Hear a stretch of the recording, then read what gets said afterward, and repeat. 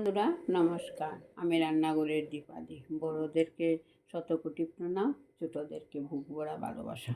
দেখুন, পটল, পনির আর আলু। এই যে আলু, পনির, পটল দিয়ে একটা ডালনার মতো রান্না করব, যাতে পরোটা, রুটি সব এসব দিয়ে খেতে পারি। দেখুন, উনুনে গ্যাসের কড়াই বসানো হয়েছে, গরম হয়ে আসছে। কড়াইটা বসিয়ে রেখেছি, গরম হয়ে আসছে। আলু পটল ভেজে নেব। অল্প তেল দিয়ে দিচ্ছি, রিফাইন তেল। তেলটা একবারে গরম হয়ে আসছে, দিয়ে দিলাম। এবার নুন দিয়ে দেব, তাড়াতাড়ি মজবো।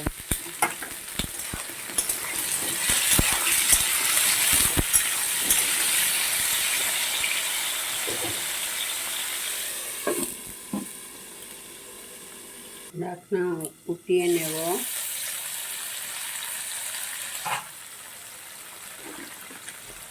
অল্প হলুদ দিয়ে দেব,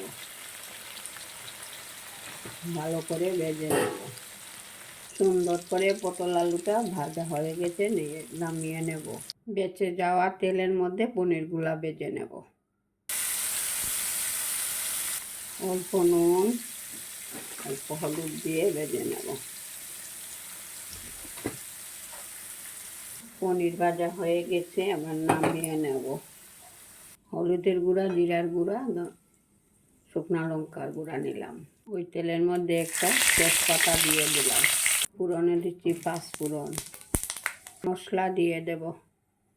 অল্প দই দিচ্ছি, এই যে দেখুন, একটু চুটকি চুটকি করবে, খেতে বেশ ভালো লাগে। মশলার কালার দেখুন কি সুন্দর হয়েছে। ভেজে রাখা আলু পটল দিয়ে দেব, দিয়ে দিলাম।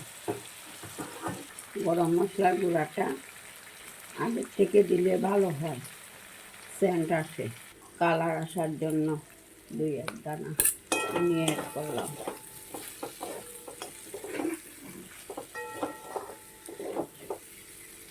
এবার ঝোল দিয়ে দেব।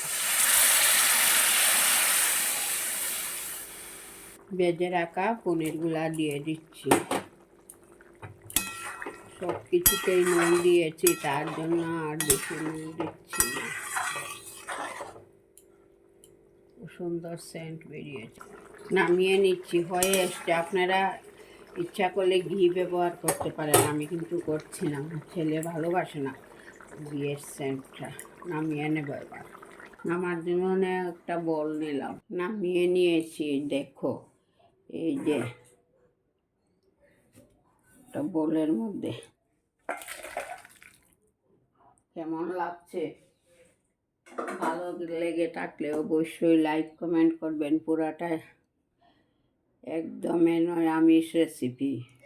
পরোটা সবজি দিয়েও, পরোটা রুটি দিয়েও খেতে পারবেন। এই যে দেখুন, ভালো থাকুন, সুস্থ থাকুন। আগামী দিন দেখা হবে নতুন আরও একটা রেসিপি নিয়ে। নিরামিষ রেসিপি দেখালাম। রুটি পরোটার ভাত সব কিছুর সঙ্গে খেতে পারবেন। নমস্কার ভাই, ভালো থাকুন। কালারটা কেমন হয়েছে বলবেন তো। এই যে দেখুন।